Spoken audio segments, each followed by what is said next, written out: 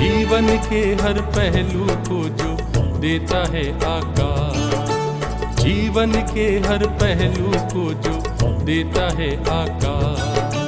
देखेंगे कैसे सपने होते सबके साकार, देखेंगे कैसे सपने होते सबके साकार, जिनका हम सबके जीवन से रहा है सरोकार। सरोकार सरोकार सरोकार सरोकार सरोकार सरोकार सरोकार सरोकार। मैं केवल एक हूँ, मैं सब कुछ कर नहीं सकता, पर कुछ तो कर सकता हूँ। मशहूर doctor Sudhir Bhandari, senior professor of medicine, principal and controller SMS medical college and hospital Jaipur, कुछ इन्हीं तरह के विचारों के धनी हैं। तो चलिए ले चलते हैं आपको इनके जीवन के सफर पर।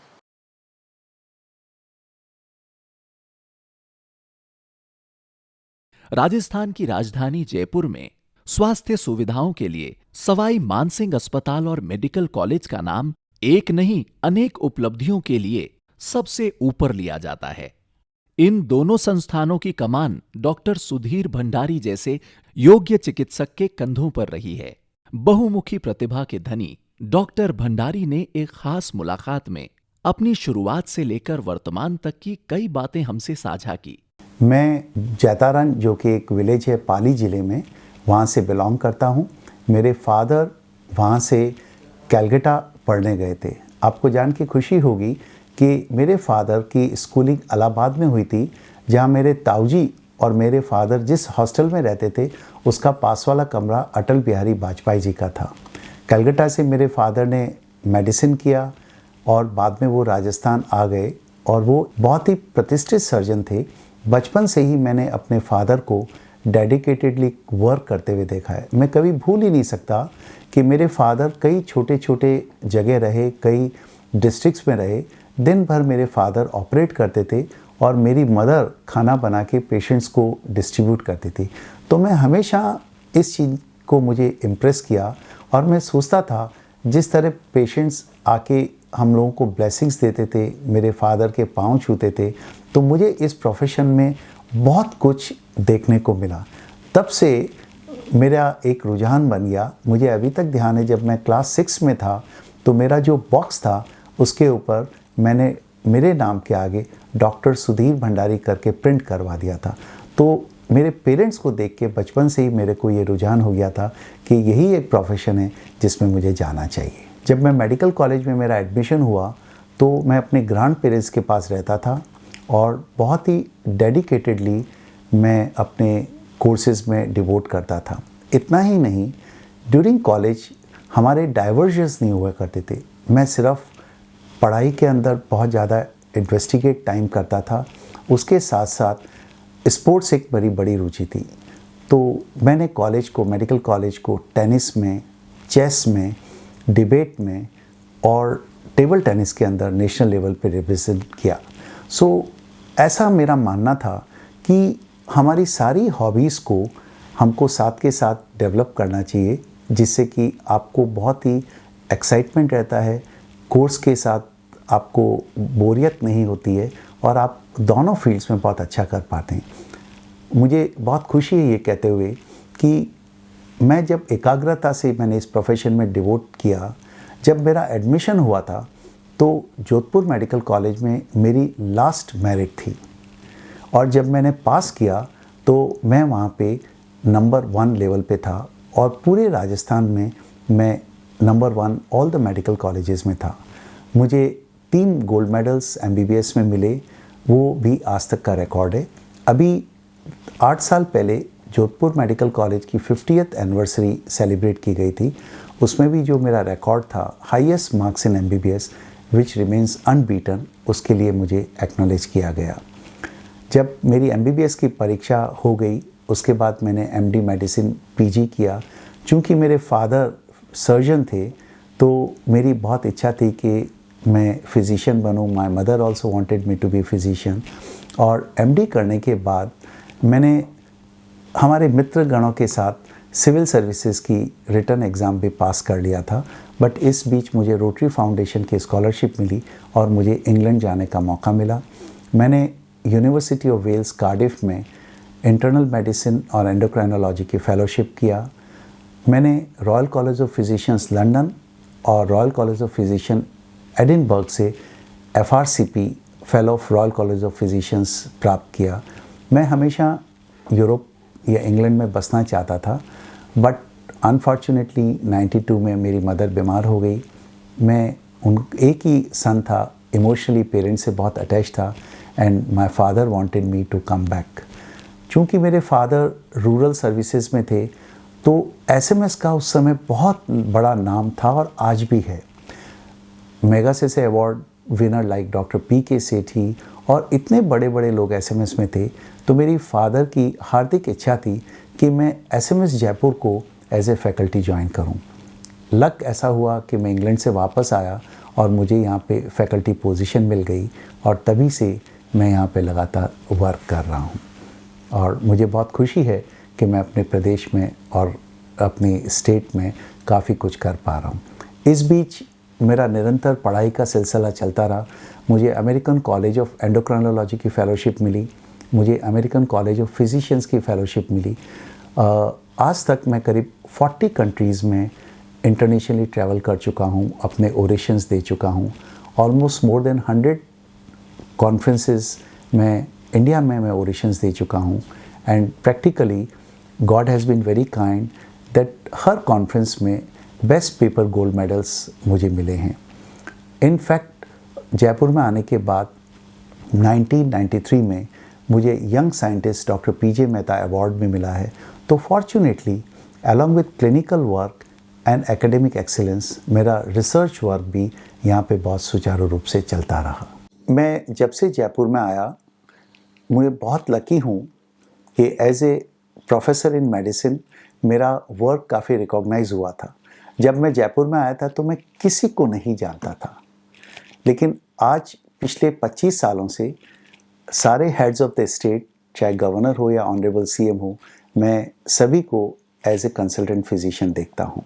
हाल ही में कुछ महीनों में कोविड-19 जैसी पैंडेमिक या महामारी के चलते हुए डॉक्टर सुधीर भंडारी ने अपनी जिम्मेदारी का बखूबी निर्वहन किया। फर्स्ट वीक ऑफ मार्च में जब पहले कोविड-19 पेशेंट हमारे यहाँ आए, it was a shock to us. In fact month of फरवरी से हम लोग मेंटली प्रिपेयर्ड थे जब चाइना और साउथ ईस्ट एशिया में कोविड पेशेंट्स आ रहे थे, बट 3 इटालियन टूरिस्ट 3 मार्च को हमारे यहाँ कोविड पॉजिटिव करके प्राइवेट हॉस्पिटल के द्वारा ट्रांसफ़र किए गए। नाउ अगर इस पूरी जर्नी को हम देखें तो विद द फर्स्ट पेशेंट अगर हम स्केल ऑफ 1 to 10 लें तो हमारा जो फियर साइकोसिस था वो स्केल 10 पे था, और हमारा confidence to handle Covid was 1 to 2, because ऐसी स्थिति कभी नहीं आई थी and there was a no specific treatment available. तो हमने कोविड को डिफरेंट वेज और डिफरेंट प्रोटोकॉल बनाते हुए उसको हैंडल किया। सबसे पहले तो हमने इंफ्रास्ट्रक्चर को डेवलप किया ताकि जो कोविड पेशेंट्स को कैटर कर सके। देन हमने ट्रीटमेंट स्ट्रेटजीज बनाई। थर्ड, हमने ज़्यादा से ज़्यादा फैकल्टी और डॉक्टर्स को इन्वॉल्व किया। Now starting with the infrastructure, much before the first patient came, honourable CM और गवर्नमेंट ने काफ़ी मीटिंग्स कंडक्ट की। सारे डॉक्टर्स के हॉस्पिटल्स को बुलाया गया, हर से इनपुट लिया गया, और we were all prepared to have separate ward, separate isolation ward, separate OPD, क्योंकि ये बहुत ही हाईली इन्फेक्शियस थी। तो जैसे ही पहले पेशेंट आए, हमारे को because of the preparedness, because of the ready ICU, ready wards, ready ventilator, हमें किसी तरह की दिक्कत नहीं आई, हम हैंडल कर पाए। Next challenge was treatment. Now till then there was no specific treatment available, but I must tell you, we are true tertiary institute. It is one of the brilliant and academic atmosphere we have in SMS hospital. So हमने बहुत इसके ऊपर research किया और हमने एक bridge wanted to create. There was a situation when there was a no treatment available. भविष्य में हमें मालूम था कि कोई specific treatment evolve होगा, तो हमने from point of no treatment till the specific treatment we wanted to create a bridge. हम काफ़ी कुछ प्रिपेयर कर चुके थे, काफ़ी स्टडी कर चुके थे कि कोविड-19 के जैसे ही 2003 में मर्स और सार्स नामक कोरोना वायरस इन्फेक्शन आए थे। SARS was in South East Asia, MERS was in Middle East, और दोनों इन्फेक्शंस में हाइड्रोक्सीक्लोरोक्विन नामक ड्रग की एंटीवायरल इफेक्टिविटी प्रूव हो गई थी।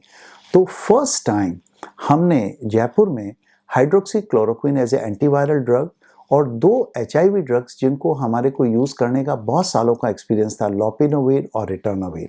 सो जो हमारे द्वारा a bridge क्रिएट किया गया from point of no treatment till the specific treatment available in the form of combination of hydroxychloroquine, lopinavir or ritonavir. We were the first to use.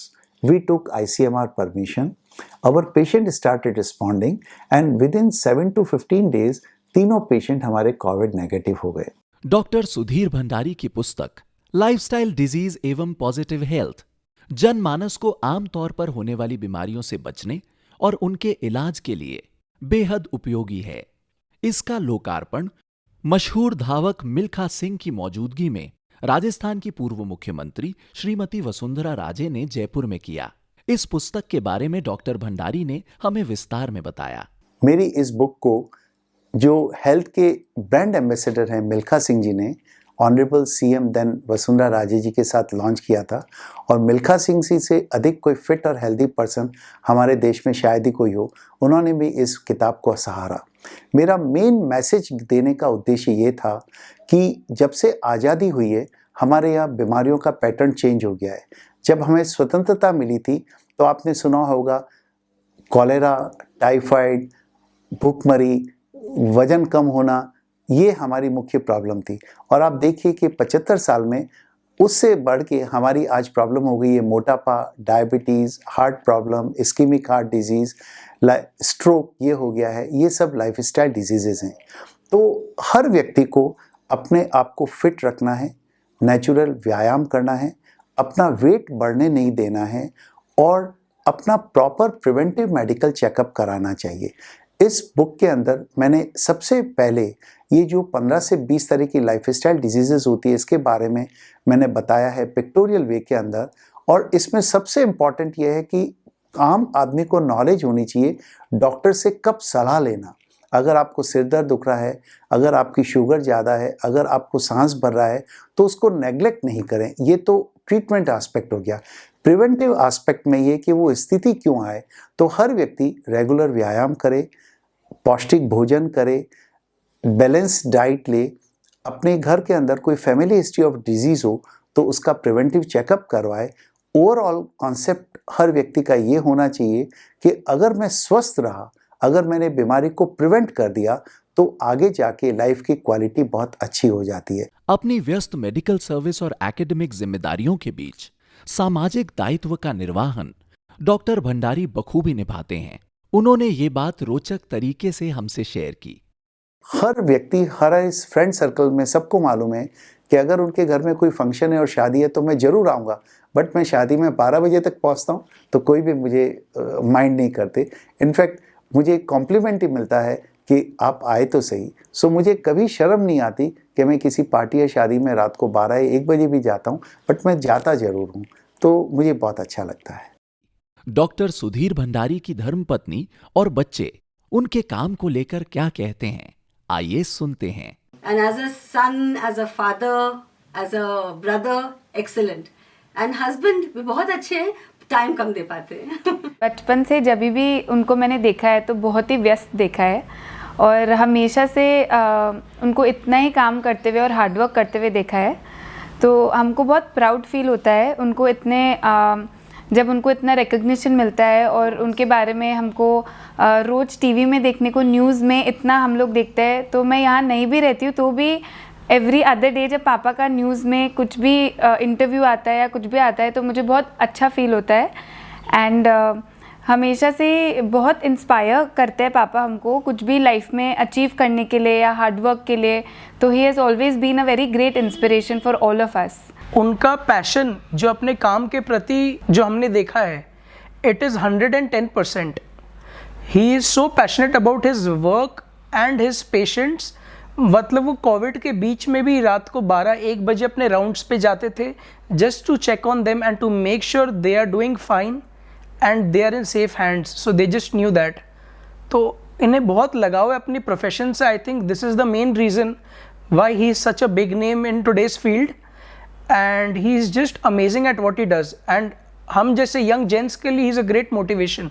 Doctor Sudhir Bhandari को राजस्थान ही नहीं, राष्ट्रीय और अंतर्राष्ट्रीय स्तर पर हासिल हुए अनेक महत्वपूर्ण पुरस्कारों और जनता से मिले प्रेम और सम्मान से नवाजा गया है. सरोकार सरोकार सरोकार सरोकार. Welcome back. एक बार फिर से आप सभी का स्वागत है हमारे इस खास प्रोग्राम सरोकार में. और आज हम आपकी मुलाकात करवाने जा रहे हैं योग गुरु आचार्य ढाका राम जी से, जिन्होंने योग पीस और एकम योग नामक संस्थानों के माध्यम से राजस्थान की राजधानी जयपुर के लोगों को स्वास्थ्य के प्रति जागरूक किया. तो आइए चलते हैं उनके जीवन के सफर पर.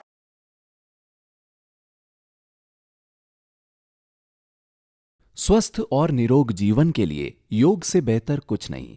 योग गुरु आचार्य ढाका राम जी ने योग पीस और एकम योग नामक अपने संस्थानों के माध्यम से राजस्थान की राजधानी जयपुर में लोगों को स्वास्थ्य के प्रति जागरूक किया है. अल्प दिनों में योग के प्रति इतनी गहरी रुचि हो गई कि बहुत जल्द ही योग के मूल सिद्धांतों को समझने के साथ साथ अनेक दुरूह आसनों में भी पारंगत हो गए. हम जब 9 साल के थे तब घर की पारिवारिक अवस्था अच्छी नहीं थी. बेसिकली मैं बताना चाहूँगा कि जो मेरे पिताजी हैं उनकी 35 साल की उम्र में शादी हुई थी जब मेरी माँ 7 साल की थी. और उसके बाद मेरे से 4 बड़े भाई थे जिनको मैंने देखा नहीं. मेरे जन्म लेने से पहले वो लोग इस दुनिया से जा चुके थे. तो मेरे साथ अंतिम आस था. मेरे से बड़ी सिस्टर हैं. तो घर में क्योंकि बाबा अनाथ थे तो जो संपत्ति वगैरह थी इधर उधर लोगों ने कर लिया था, तो बहुत सारा कमाई नहीं था. घर की अवस्था को देखते हुए मुझे लगा कि मैं कुछ अर्न करूँगा तो भाई बहनों के लिए पढ़ाई के लिए सारा चीज़ होगा. तब मैं उधर तीसरी क्लास में पढ़ता था. तब मैं अपने मामा जी के साथ जयपुर मेरा आना हुआ था, इसीलिए कि मैं लोगों की वो करूं. तो जब यहाँ आया तो एक नटखट बच्चा था. ऑब्वियसली 9 साल का बच्चा कोई बहुत बड़ा नहीं होता है. तो मामा के साथ आए तो मामा जी का यहाँ पर होटल में वर्क था. तो मैं नटखट था, लोग मुझे चिढ़ाते थे. मैं तक इस काम करना ऐसा उद्देश्य के साथ आया था. जब काम करने लगे तो मैं बहुत शरारत था, ज़रूरत से ज़्यादा ही. और मैं अभी इस उम्र में आके सोचता हूँ कि शरारत तो बच्चे होते ही है. तो मामा ने मेरी शरारत को देख के बोला ये लड़का बिगड़ रहा है. तो उन्होंने मुझे स्कूल में डाल दिया. 6 महीने बाद मेरी हरकतों को देखकर मैं स्कूल में डाल दूंगा तो ये सुधर जाएगा. तो उन्होंने मुझे स्कूल में डाल दिया. सुबह शाम मैं काम करता और दिन को मैं स्कूल जाता गांधी जन विद्यालय में. अब मुझे हिंदी नहीं आती थी कि नेपाली लैंग्वेज से, तो हिंदी समझना स्कूल में बहुत मुश्किल था. पास में एक गीता प्रेस का दुकान था. तो वहाँ जाके मैं बचपन से आध्यात्मिक किताब पढ़ने का मुझे शौक़ था, क्योंकि मैंने नाना जी को देखता था. सुबह उठना, पूजा पाठ करना, उसके बिना कुछ नहीं खाना, चंडी का पाठ करना नाना जी से मैंने सीखा था. और मेरा व्रतबंध भी बचपन में ही कर दिया था, क्योंकि बाबा बहुत बुजुर्ग थे उस ज़माने में भी. तो वहाँ जाकर मैंने चैतन्य लीला, रामलीला, इस तरह की बहुत सारी किताबें वहाँ से कॉमिक्स टाइप की किताबें होती थी, उनको पढ़ने लगा. तो मेरे 2 फ़ायदे हुए. एक तो मेरा हिंदी धीरे धीरे सुधरने लगा, क्योंकि अक्षर नेपाल और भारत अलग नहीं है, अक्षर वही चलता है. तो मेरा हिंदी धीरे धीरे इम्प्रूव हुआ. तो मैं वो किताबें पढ़ता, स्कूल में पढ़ाई करता, इस तरह से जर्नी शुरू हुई थी. फिर धीरे धीरे योग में, क्योंकि नेपाल का था, मुझे कराटे का भी बहुत शौक़ था. फिर मैं योग में आया तो कराटे की भी, ताकि मुझे कराटे भी करना है. सब उसी दौरान मुझे किताब भी मिला हुआ, तो मुझे योग का कोई किताब हाथ लगा. तो शौक़ तो था ही कुछ उल्टा फुल्टा करने का बचपन में भी. तो हमको पता नहीं था एग्जैक्टली योग क्या है या कराटे क्या है. कराटे के बारे में हमको ब्रूस ली से हम बहुत प्रभावित थे. तो हाथ किताब में आया तो हम लोग उल्टा फुल्टा करते रहते थे. ये लगभग 86 के आसपास की बात है. तो करते करते हम उल्टा फुल्टा ये आसन करना, ये करना, कराटे करना. तो उसी दौरान हमने कराटे सीखने भी हम जाने लगे. तो 3-4 साल हमारा ऐसे ही चला. तो काम भी चलता था, पढ़ाई भी चलती थी और साथ में थोड़ा बहुत गृहस्थी भी चलती थी। जब हमने कराटे को सीखने लगे, योगा के उल्टे फुल्टे आसन वगैरह करने लगे, मित्र ने कहा कि भाई योगा करने से कराटे में और ज़्यादा कंसंट्रेशन बढ़ता है। तो हमको भी बात जची कि अभी तो हम उल्टा फुल्टा कर रहे थे, कहीं जाके प्रॉपर वे पे हम लर्न करते हैं तो उसके रिजल्ट्स अच्छे आएंगे। तो हमारी मुलाकात 89 में श्री SK जिंदल साहब से हुआ, जो हमारे पहले योग के गुरु थे। फिजिकली बुक से तो हम बहुत पढ़ रहे थे, सीख रहे थे, तो वहाँ से हमारा योग में यात्रा शुरू हुआ 87 के आसपास, प्रॉपरली 89 से मान लीजिए, जब गुरु के माध्यम में हम आए। तो फिर धीरे धीरे हमारा कराटे भी चलता था, योग भी चलता था। ऐसे करते करते कराटे में हमारी योग में रुचि बढ़ने लगी, अच्छे आसन होने लगे, तो गुरुजी का मोहब्बत भी हमारे ऊपर बढ़ता चला गया। वो कहते हैं ना कि घर में अगर कोई अच्छा बच्चा हो तो उसके ऊपर मोहब्बत होती है, तो गुरुजी का बहुत प्यार रहा। तो उन्होंने फिर हमको क्लासेस लेना, करना, ये सब सिखाया। तो 1993 में हमने फर्स्ट टाइम क्लास लिया योग का। तब हम बहुत छोटे थे, हमारी उम्र में उस समय कहते थे कि योग बच्चों के लिए नहीं है, बड़े बुजुर्गों के लिए है, ऐसा मानते थे। तो वहाँ से इस तरह से मेरी जर्नी शुरू हुई। योग में बढ़ती रुचि की वजह से जल्द ही अन्य सब कुछ छोड़कर योग प्रशिक्षण के क्षेत्र में समर्पित हो गए।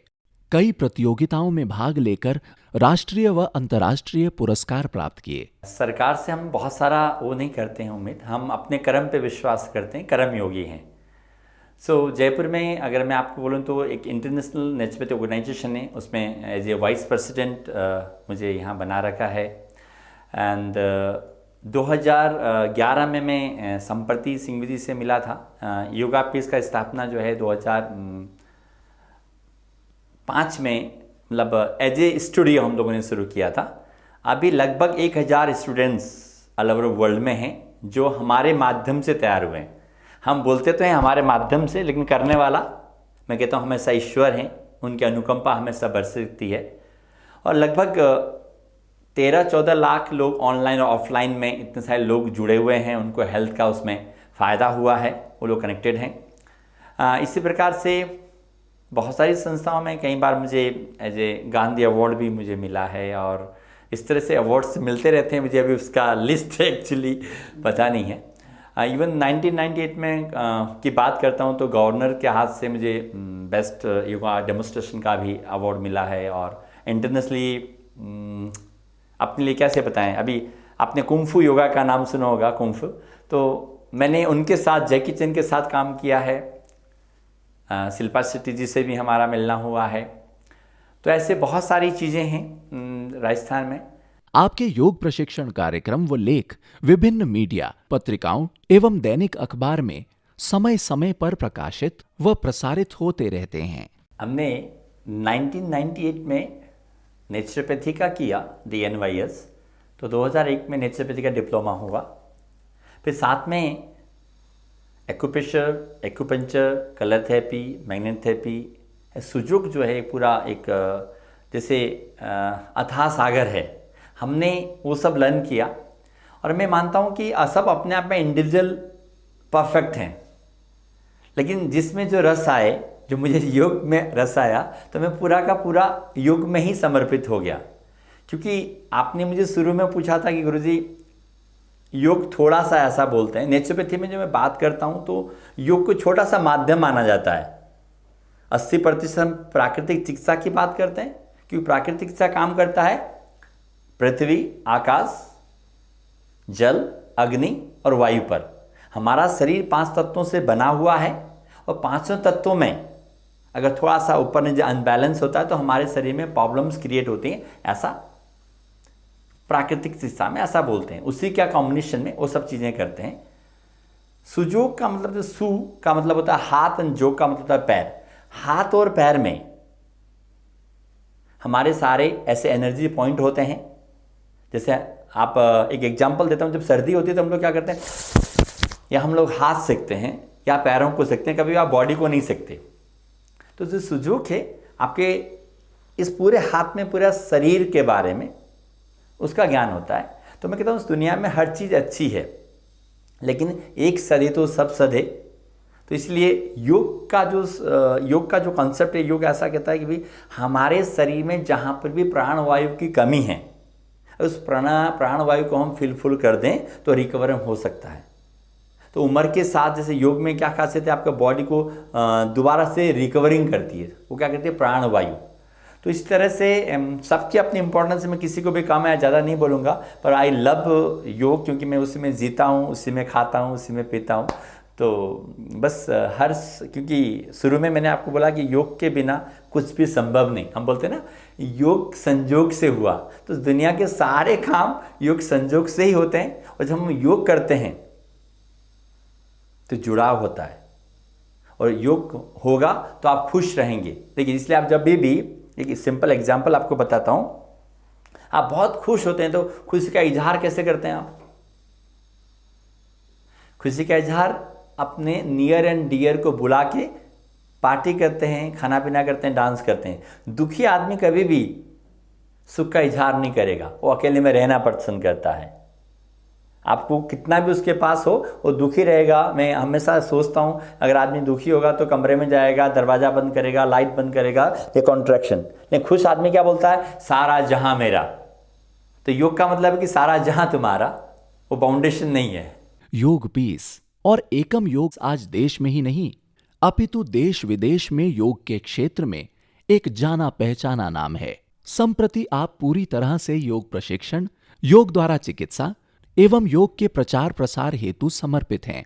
एकम योगा एकेडमी, जो कि एक योग शिक्षक को तैयार करने का काम करती है, लगभग पिछले 11 साल से योगा के विषय में कार्यरत है और पिछले 3 साल से योग शिक्षक बनाने का एक बहुत अच्छा प्रयास एकम योगा एकेडमी ने किया। इसके लिए एक योगा सर्टिफिकेशन बोर्ड, जो कि आयुष मंत्रालय द्वारा संचालित है, से अपनी एकेडमी को एक्रेडिटेड कराया और उनके द्वारा प्रचलित कोर्स को आम जन तक पहुंचाने का प्रयास एकम योगा एकेडमी ने करना शुरू किया। पिछले 3 वर्षों में लगभग एकम योगा ने 600 योग शिक्षक तैयार किए और उन योग शिक्षकों के माध्यम से पूरे राष्ट्र में अलग अलग जगह योग का घर तक पहुंचाने का उन शिक्षकों के माध्यम से प्रयास जारी है। मैं अलका शर्मा यहाँ जयपुर में रहती हूँ और अपना यहीं पे पैदा हुई हूँ, यहीं पली बड़ी हूँ। और जब से मैं यहाँ योग प्राणायाम और आसन को सीखने आ रही हूँ, तब से मेरे जीवन में बहुत ज़्यादा बदलाव आ गए हैं। अगर मैं अपने वाणी को अथक प्रयास भी करूं तो अपने गुरुजी के बारे में उतना ही कह सकूंगी जितना सूरज को दिया दिखाया जा सकता है। आप अपने जीवन में अगर प्रभावी रूप से योग और प्राणायाम आसन को सम्मिलित करना चाहते हैं और प्रामाणिकता के साथ अगर सम्मिलित करना चाहते हैं, तो आप श्री ढाका राम जी गुरुजी के सानिध्य में ज़रूर आएँ और वो आपको अपने जीवन के विराट अनुभवों से, जो उनके पास बारीक जानकारियाँ हैं, उनसे वो आपको आसनों को अधिक से अधिक आप लाभ उठा सकें, इस तरीके से वो सिखाने का प्रयास करते हैं। मैं वैभव शर्मा आप सभी को मुस्कुराता हुआ नमस्कार करता हूँ। ये जो नमस्कार के साथ जो मुस्कुराना है, ये मैंने एकम योगा में आकर सीखा और मैं कोटा से हूँ, जो कि राजस्थान राज्य में है। और मैं यहाँ एकम योगा और यहाँ के शिक्षक गणों का बहुत बहुत आभारी हूँ, जिन्होंने योग की विस्तृत जानकारी हमें उपलब्ध कराई है। योगा, जैसा कि आप जानते हैं, आजकल विश्व में सबसे ज़्यादा प्रसिद्ध है।